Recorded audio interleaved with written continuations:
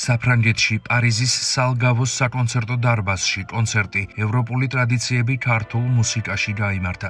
ღონისძიება საქართველოს კულტურის სამინისტროს ორგანიზებითა და საფრანგეთში საქართველოს საელჩოს მხარდაჭერით გაიმართა და პარიზის წიგნის ფესტივალის დასკვნით ღონისძიებას წარმოადგენს.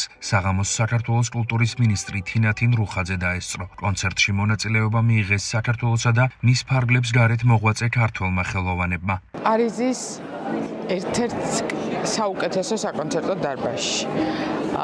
ის რომ ჟღერს ქართული მუსიკა, არიან ქართველი შემსრულებლები, არაჩვეულებრივი შემსრულებლები. და თან ფრანგ მუსიკოსებთან ერთად ხდება ეს ყველაფერი, რომ ქართული მუსიკის პოპულარიზაცია ხდება მუსიკოსებისვე ჩართულობით, ეს არის უმნიშვნელოვანესი. საკუთრებით ემოციური იყო ბოლოს პატრიარქისადმი მიძღვნილი ავე მარია, რომელიც საოცარ ემოციას აღვიძებდა ყველა ჩვენგანში. დიდი მადლობა მინდა უთხრა საფრანგეთში ჩვენ საელჩოს, რომელმაც ძალიან ბევრი გააკეთა იმისთვის, რომ ეს დღეები მაღალ დონეზე ჩაგვეტარებინა, იმისთვის, რომ საქართველო სათანადოდ და ღირსეულად ყოფილიყო წარმოჩენილი. ყოველთვის ემოციური იყო ავე მარიის შესრულება, მაგრამ ეხლა უფრო გაორმაგდება